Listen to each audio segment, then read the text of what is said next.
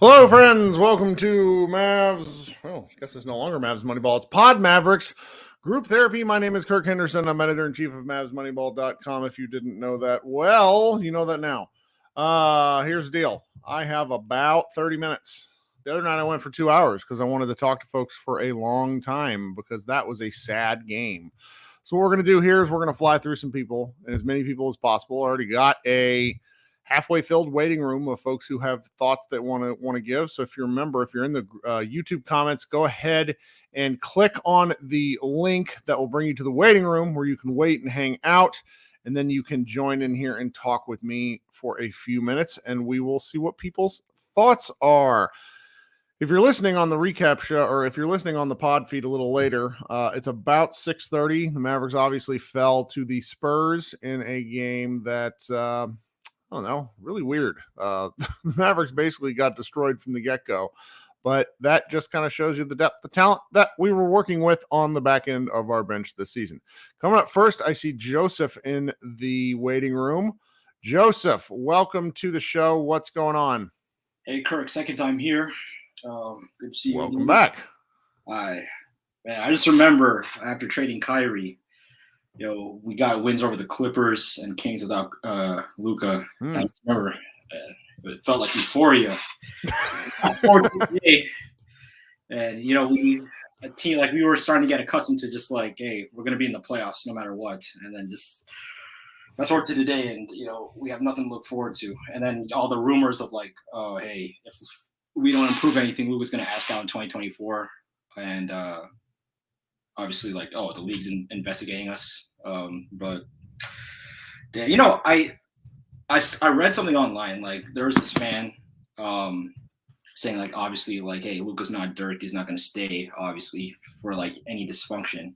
And I will say that, yeah, the front office didn't do Luka any favors, but obviously Luka isn't totally blameless in the situation. So I don't know, I obviously don't want to shit on Luka. If he could be a Mav for life, I would. Sure. I would love that to happen, like just like Dirk. But this one guy that responded to that claim of Luka not being Dirk, he clapped back and basically said, you're right, he isn't Dirk. Because Dirk willed us to 50 wins for like a decade. He always came to camp in excellent shape, added new tricks to his arsenal, and then he never complained and tried his best to not be a liability on the defensive end. Obviously, Luka, I don't think he's just going to give up. I believe he truly strives to become the best player you could possibly be. But, there's definitely some stuff that you got to change. Sure. Like, one thing I will say, though, is like, if you want to be an all-time great, you got to be prepared for short off seasons because all-time greats, they'll will their teams to deep playoff runs every year. And if you will your team to like a deep playoff run, you're not going to have the desired off season. So it's really all my thoughts, and obviously I'm not trying to shit on Luka. Like I said, I want him to be a Mav till the day he retires. But obviously it definitely starts from the front office, but also, a lot of teams take the personality of their leader. So. Well, I think that's, and I think there's a fair number of things that are fair in that, regard. Dirk was not ever really the leader of the team until 2005, 2006. So he had 5 or 6 years, and Luka's kind of been thrust into it. And I don't necessarily think it's natural for him. I think he'll get there because I don't think he has any other choice.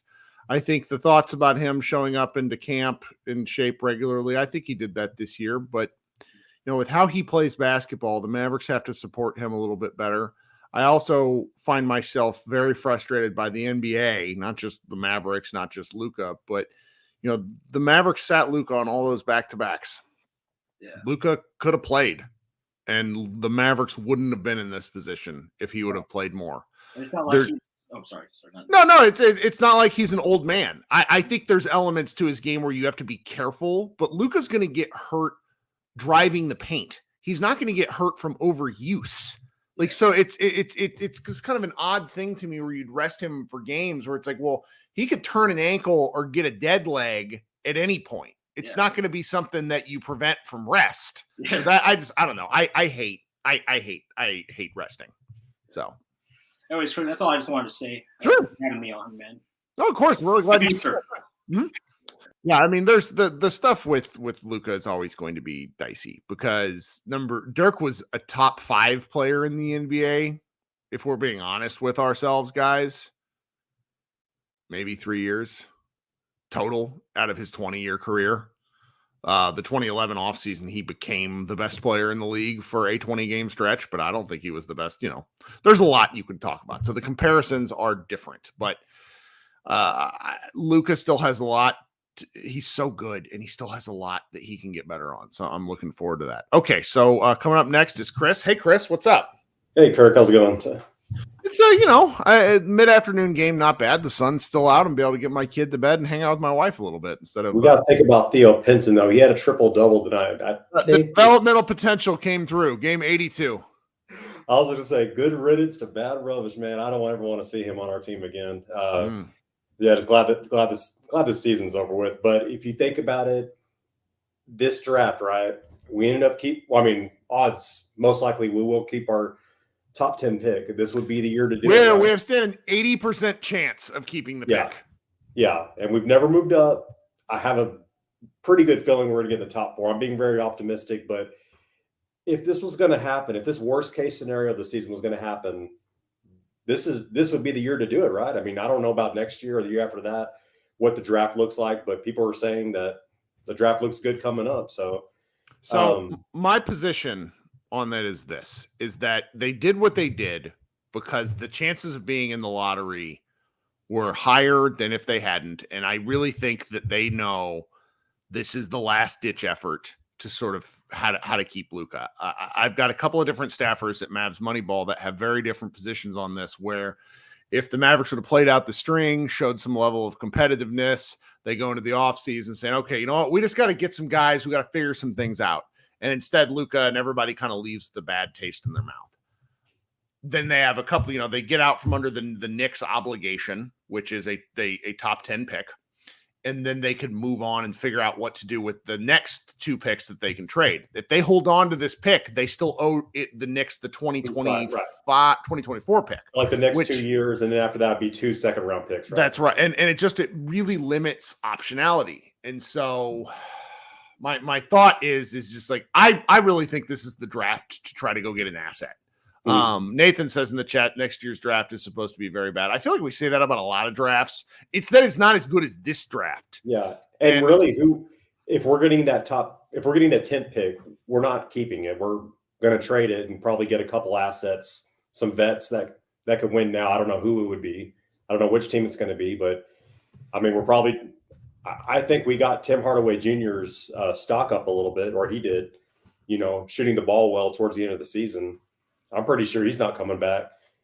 I mean, I'm looking at my phone here. We have a lot of unrestricted free agents. I mean, no, the team's going to be very different, as Jason Kidd said.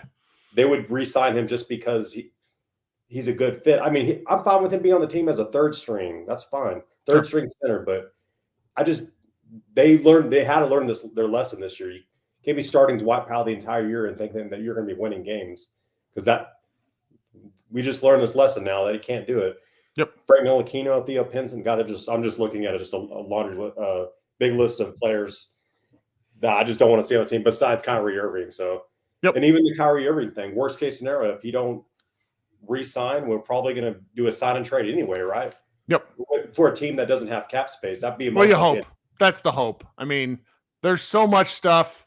Jose in the chat points out something important. Skin says we're trading the pick for vets because we're in win now mode.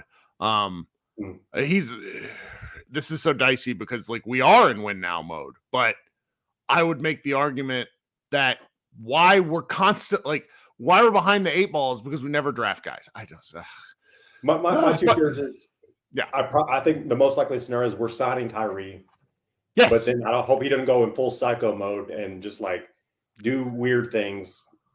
The Kyrie experience tends to run its course, but it's more a matter of when. And I think a guy who's getting paid a lot of money to play basketball and hopefully is an environment he likes will continue to play basketball in an environment that he likes. He seemed happy here. So, or another good scenario, like I said, a team that he wants to go to might not have cap space, so they most likely, I would assume, have to do a sign and trade, and maybe we'll get 2 or 3 assets, maybe even some some picks, I guess. What would you prefer? What would you rather, just keep Kyrie, or would you rather do a sign and trade, get like 2 or 3? No idea, because I don't know how you value Kyrie. Just because he's a smaller, older guard, and those tend to age like bananas left on the countertop. Yeah, what if he gets injured, having ankle problems? And he has lots of odd injury history, but when he plays, it's like, oh my. Yeah, I just hope they don't mess it up this summer. But really, thank you for having all these Mavs Moneyball Pod Maverick now. I really appreciate it. It's been fun. I'm looking forward to the summer, just reading all the articles, and hopefully there's some more what they call Mavs party or something, whatever you would call it for the summer. Looking forward to it if you have some more live streams. I will. Don't worry. We'll be doing plenty. Thanks for hanging out. Awesome. Have a good day. Okay, so next, just because I talked with him earlier, he was kind enough to bring me on his own live show. We have Marco, who is in Slovenia and is awake. Oh, so I'm already here. Yeah, I'm bringing you up now, my man, because you let me talk on your show earlier, and I wanted to chat with you now. What's up? Yeah. So, what are we thinking tonight? What are your sort of thoughts on everything? We want to hear it. I just wanted to say something about Luka, because Sure. Obviously I'm more of a Luka fan than a Dallas. Sure. But anyway, I root for Dallas too, of course. I think what happened this season with Dallas is the best thing that could happen for Luka. Wow. Okay, let's hear it. So Luka was the best player on every team he was on, maybe except Real Madrid, when he was 16 and 17. Mm-hmm. So all he did was win. And every team he's been on, he was never a leader. He never dealt with adversity. And also when he was in Dallas for the first few years, Brunson helped him keep his emotions in check. JJ Barea was there for, first 2 years. And this year, he was a bit exposed because he is maybe too emotional. And now he has a few months to think about what can he do better, not with his play, because he's very good, but right about his maturity. Mm. So a little bit of adversity, I think, goes a long way toward his maturation, and I think he will come back even better. So more steady, more upbeat also after the losses and so on. So that's my 2 cents. This is outstanding. We've been so grumpy in here for like a week and a half that this is the first kind of, okay, this is why this might work out better in the long term for Luka, for everybody involved, because it's so difficult to issue a level, like a fair criticism, Luka, because he carries so much. Yeah. But if there's a way for, not only is the rest good for his body, because he's been playing basketball basically since the start of the 2021 season, it's also good for his head. And he's 24 years old. I remember how stupid I was at 24. And I can't possibly imagine some of the pressure that he faces in things that aren't basketball. So getting himself in a place to where basketball's the thing that's fun is probably the most important thing for him long term, because he's got another, what is it, World Cup this summer? Yeah. So World Cup in August, and then Olympics next end year. Of August. Yeah. And so it's this will be the last break he gets. This is good. I like this. I need some positivity. Thank you so much for this. You're welcome. Bye. All right. You have a good one. Talk soon. All right. See, this is why I love this thing. All right. My buddy DeAndrick has been waiting. What's up, friendo? Hey, what's going on, Kurt, man? How you? I am okay. What are you thinking today? Well, I got a few things. Audio's a little scratchy. I don't know why. Can everybody else hear that? Can you hear me, Kurt? Yeah, just, it's okay. It sounds like you're calling through a 1950s radio, but we'll make it work. This is good. Okay, so do you understand that this season has been a total, how can I put this, a total shit show. Well, of course I do. I've had to do every damn game. I mean, the only positive you can probably take away from this season was the game against the Knicks in December when Luka dropped 60 points, 21 rebounds, and 10 assists. That was arguably the best performance I've ever seen from Luka in his career as a Maverick.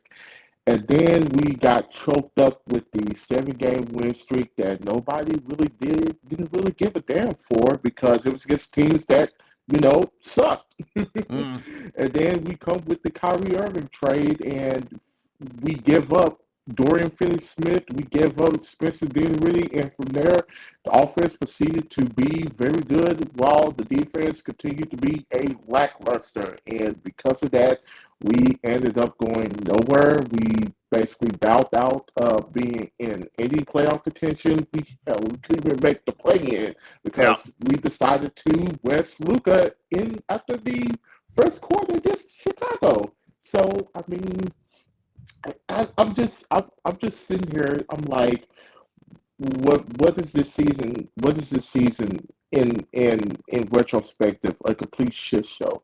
Absolutely. Oh yeah, for sure. It was a waste. It was a waste of a season. But my thing is this, Kurt. I don't know if you saw the comments on Twitter, but say Kyrie stays in Dallas through a sign and trade, Phoenix.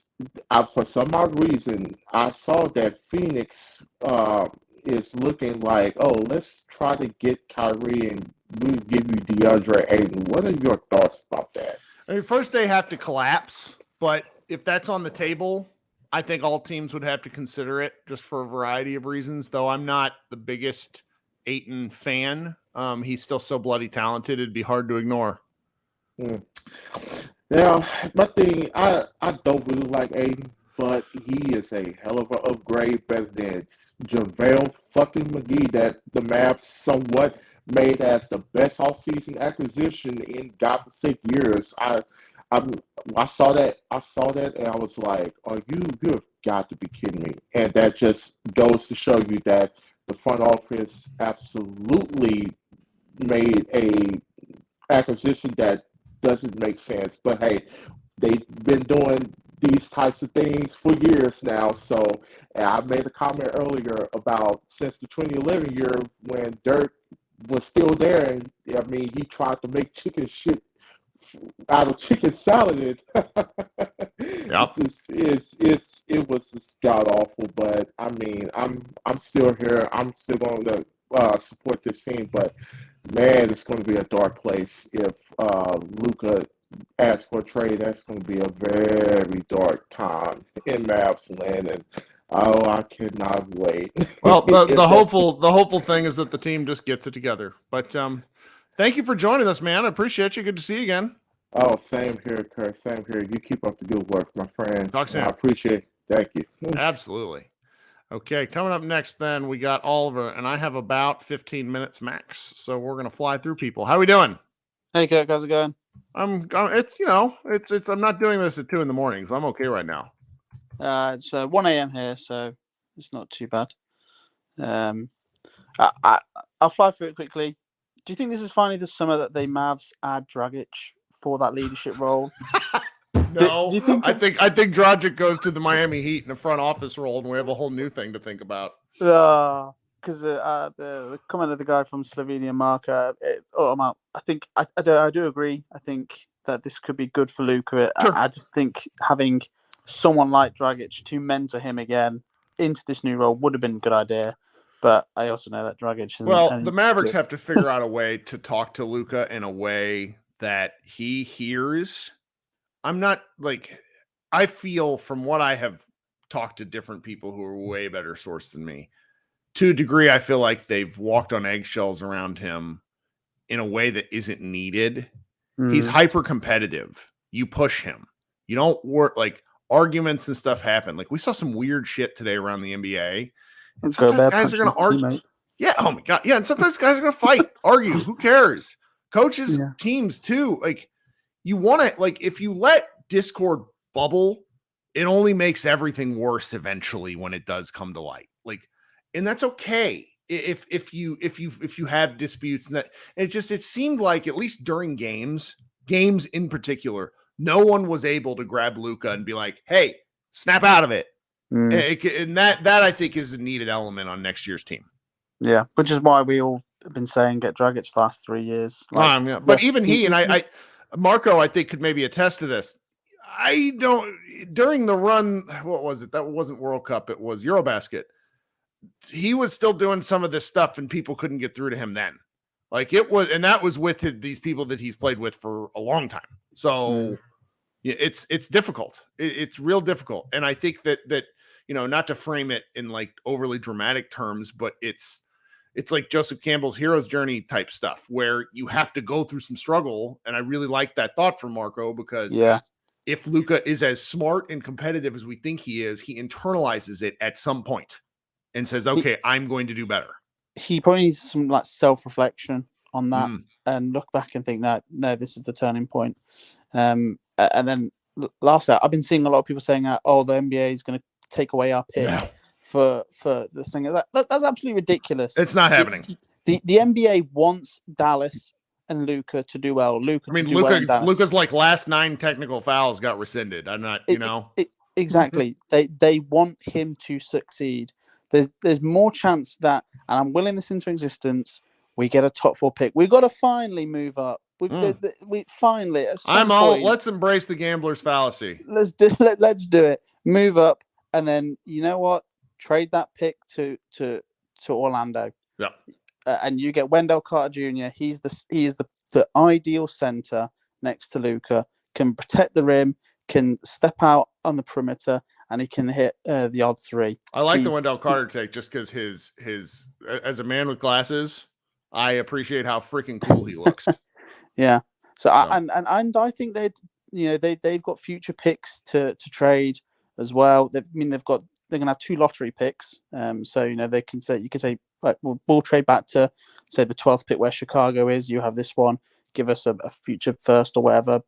Take THJ, because THJ's stock's quite high right now. So I imagine you could talk them into like a THJ for and Bertans for Carter and Gary Harris. That's like ideal replacements and picks. Love the take, man. This is good stuff. Thank you. Yeah. Let's go. Let's do it. All right. We'll talk soon. Cheers, Kirk. Bye. Cheers. All right. Now we have somebody with a really cool name, Hyperion. Outstanding science fiction novel. What's going on? Oh, hi, Kirk. Greetings from Hungary. Hungary, outstanding. Yeah. Welcome. Thank you for joining the show. What are your thoughts tonight? Long-time listener. Love the stuff you guys are doing in Mavs Moneyball, and congratulations to this new channel. I love it. I really appreciate that. Try to connect with you for the first time. For me, this was a massive disappointment of a season. Sadly, I predicted it in another Facebook groups that are Luka fans. I love Luka. I love Maverick. I love the Mavericks. I loved Dirk Nowitzki. I speak German also. Because of that, I always loved German athletes and Nowitzki, and because of that, I also fell in love with the Mavericks. He was with us for so long. All of us are part German. So welcome. What are you thinking? I'm thinking that I don't understand Mike Cuban because he saw that LeBron James left Cleveland for the first time. He saw leave Kevin Durant, the OKC Thunder. And he had to know, after seeing Luka in his second year, that he needs the best people available to do front office stuff. Yep. Or coaching stuff. Then he hires somebody who seems to be capable in Nico Harrison, but he was a novice in general manager stuff. And he hires Coach Kidd, who was a fantastic player, but in his former 2 head coaching jobs, he couldn't had success every year. Only his first year was strong. his second years were always slightly worse and worse. So I don't understand why you hire a coach that isn't proven winner, why you hire a novice general manager when you know you have a young superstar on your hands. And now you are in this predicament that you trade for a player in Wood that you couldn't really use, or your coach didn't want him to succeed, I don't know, but Wood didn't play a role that he should have been playing, or he couldn't because the roster was constructed that Wood was a fantastic offensive player, but the Mavericks had many good offensive players, but very bad defensive player. Bullock was a good defensive player, but also, as you pointed out many times, Dorian Finney-Smith and Bullock were worse in defending this season than last season. And when you have only one-way players and your roster is constructed like that, then how do you hope to win anything when you are one-sided in every level? Because you know that your superstar has also flaws. Every NBA star player has flaws. Giannis has flaws. LeBron had flaws. Everyone had flaws. You construct a team that the other role players or other star on the team can cover for these flaws. I mean, LeBron James was mentally not on the top against the Mavericks in 2011. He scored 8 points in one of his one final game. I remember 8 it well. points from LeBron James is nothing. I mean, Giannis has a center who can rim protect, who can shoot outside, who is intelligent. Giannis has a two-way guard that helps him out, and Giannis has Chris Middleton to win a championship. Luka has how many all-stars to help him out? It's because they don't value the mid-range guy like Chris Middleton, who is arguably a top 25 NBA player, but doesn't present as such. I mean, to answer your question, and you've heard me do it before, but you're giving me an opening to do it again. I don't think this team understands how to assess talent. And it starts first and foremost with Luka Doncic, because Luka Doncic came in 2019 as one of the best 5 players in the league, and the Mavericks were not ready for that. And I say that because the 2019 offseason, they screwed the pooch because they were saving all of their ammunition for a nonsense run at Giannis Antetokounmpo. That's everything boils down to that 2019 offseason, and really the trade of Harrison Barnes and that whole team, Luka's rookie year, where they sent everyone away for nothing. Or what they sent those players away for, they never ended up using the assets gained. It's very it's really pretty. I hate relitigating it, but that's kind of the whole thing where now they're stuck with this team that has such clear limitations, and we're really hoping for a miracle and a top 4 pick. Yeah, hopefully we can get that miracle, because as I saw year in and year out, NBA likes to give teams high draft picks that need a miracle, like when before the Anthony Davis trade, Lakers got a 4th pick. When LeBron James, before he went back to Cleveland, they got the 1st pick. So hopefully, because I think NBA needs Luka to be in the playoffs. Yep. And do they wanted to do magical stuff. So maybe they rig a little bit the draft for the Mavericks. I hope so, because I want to see Luka succeed. Well, we'll see. Well, thank you for joining us. Hope you come back during the offseason. I'm going to try to do these at not 11 o'clock my time, which is middle of the night for you. So no problem. Thank you so much for joining. We'll talk soon, okay? Thank you. All the best for you. Appreciate it.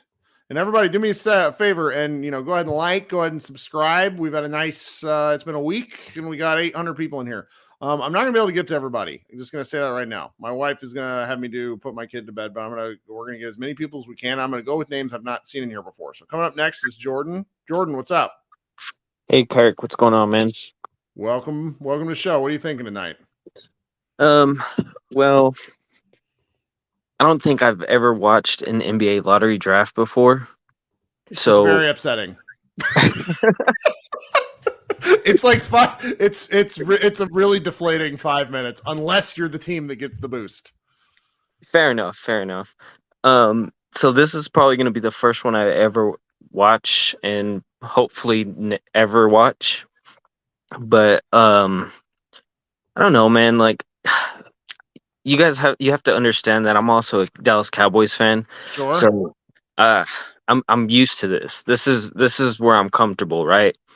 So I've learned that just like I watch sports now like it's a TV series. Like it's already written. We just got to watch and wait and see what happens. Right. And so when disappointment happens, yeah, it sucks. You want the team to win. You want them to be in the playoffs again, to make a crazy run, chemistry, all that stuff. But it just wasn't there. It just they need time, man.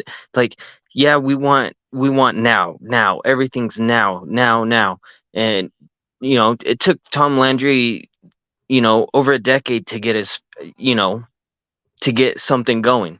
And a lot of things like this take time, and we live in a time where time is now. And it just let these guys go to the off season, let Luka mature. He's still so young. I want to smack him in the back of the head almost every single game. Like, shut up, dude, shut up. But that's him. That's all on him. He's got to mature. He's got to learn what's important in the game rather than, ticky-tack fouls that aren't being called, or even big fouls. Man, people get fouled in the NBA every single game, almost every play. You just got to play, man. It's a game. Just play. Well, the complaints are one thing. It's the stream. It can't become your defining characteristic on defense. It can't affect the team. And that was where it went too much. Right. And that's what I'm saying. He's just got to play. He can't worry about the refs and stuff like that. I mean, you just see him on every single play, like, blow to get back. And I'm just like, like if we could have Luka off the ball, like rookie Luka, with how he plays now, then this team could be just unstoppable with still just him. But he just stands in the corner, runs and gets the ball, does stuff. He's still insanely good at that, but it's more than that. It's getting the team together, getting the team involved, running around screens and stuff like that, making things happen. Well, if they get a lot of better players, I swear to God, one more thing, Kirk, before I go. I swear to God, if Dwight Powell starts at center this next season, I'm going to quit life. You're a starting center for the 2023-2024 Dallas Mavericks, Dwight Powell. Everybody get excited. He comes with the building. He's getting his own statue. He's going to buy the team from Mark Cuban one day. I hope everyone understands this. I hear what you're saying, though, Jordan. Thank you so much for joining. Yes, sir. Have a good one. Yep, we'll talk soon. Okay, I got time for one more, and it's going to be my guy, Ryan. I see Micah and Brandon in the chat. I hope you guys. I apologize for not being able to get to you, but my wife is threatening me. I'm scared. Ryan, give me your take, and we'll head out. Kirk, yeah, thanks, man. I'm gonna kind of rapid fire, so I know you're trying to go. So first is, I've said before, Draymond is the ideal Luka teammate to kind of. He will definitely tell Luka to shut up. That is a pretty yeah. Yeah, and I think with that, I think Kyrie, what kind of role could he play with Luka? I think it's the interesting of the calmness and the take him to yoga, get him into some mental stuff. I would love to see, chilled out Luka, Kyrie flow, but without all the craziness. So that's a risk. But so that's that's one. And then two was thinking about what's the long-term upside case with Kyrie? Why would you give him a bigger, longer deal? And I think you're betting that he's Chris Paul. that he's going to have some longevity. Sure, there's going to be some injuries along the way, but he can provide that veteran stability and the occasional highlight reel game to take the team to the next level. So, upside case, I can buy that. I could take it. We're gonna have a fun one with Kyrie because it's a game of chicken because he needs the Mavericks need him. Now, what's an agreement you can all settle on? And if he can be better than Chris Paul, that's even better for the Mavs. Which brings me to my kind of final take is the Mavs are kind of positioned to speed run this valley they're in because they've got the 2 stars in Kyrie and Luka that kind of mirror Chris Paul and James Harden. They can see the path of what worked and didn't work in Houston and build a team to, better meet the modern NBA. And I think where Houston did really well was flexibility with lineups and rosters and, PJ Tucker at the 5 they needed to, things like that. But they also had some, glaring weaknesses around shooting variance and reliance on the 3 and kind of, what do you do in those situations when that gets taken away from you? And if Nico and Mark are smart, which, jury's still out, but if they can take those lessons, speed run a roster revamp, and it's not an additional 3rd star, it's the right role player mix to take what worked well in Houston, but also what didn't work well and kind of, build around that. And, that's where the pick becomes interesting because that could be one of those role players, or you just flip that pick for those role players. But right. that vision is what's required. And I think that's what we have not seen to date from the Mavs is what is the vision? What are you trying to accomplish? And what how's the roster going towards that vision? Well, we're about to find out. Yeah, totally. That's all. Speed run those takes, but some stuff to chew on this summer. Very good takes. We'll talk soon. Okay, man. All right. Thanks. All right. Okay, so very apologetic for the few guests that I got waiting, but I have to go. As far as scheduling, don't know what I'm going to be doing yet. In my head right now, I want to do one of these shows on Wednesday night where we get people up here. I'll probably have it scheduled in the app. For those of you who are listening on the podcast, you can join the YouTube channel and subscribe and get the bell notification whenever we go live. I'm probably thinking around this time, maybe a little bit later on Wednesday night. We'll see we'll start kind of firing off takes. We got roughly 5 weeks until the lottery, which will be a big one. And then between that, I'm just going to behave, just in terms of how you guys know, I'm going to behave like we're keeping the pick. The Mavericks have an 80% chance at keeping the pick. So until that goes away, we're just going to act like we're having it, and then we'll address it. Josh Bowe and I will probably be regularly doing shows just talking about stuff because there's going to be news that comes out, and Josh and I can't help ourselves. Those will also be live shows, but less participatory on y'all's end. Really have enjoyed doing this for a couple of weeks. I hope people come back. I'll probably try to start scheduling guests and thinking out, about what's going on. Let's end with our tankathon run. That is pretty important. We've been doing that, and I think we need to keep it up. All right, so let's go to tankathon. For those of you who are listening, if you're just listening for the first time, we're over here at tankathon.com, and we're going to click to sim the lottery. The Mavericks are now firmly locked at 10th place. Thank goodness. Like I said, 80% chance to keep the pick, but we're going to do this once, and then I'm going to head out. With tonight's run of the NBA 2023 Draft Lottery Simulator, the Mavericks stay at 10th. The Indiana Pacers actually jumped all the way up to from 7th to 1st. So that's interesting. All right, guys. Excellent show. Thanks so much for hanging out, and we will talk with you guys maybe Wednesday. But check your podcast feeds and that sort of thing. Thanks for a great season, and go Mavs.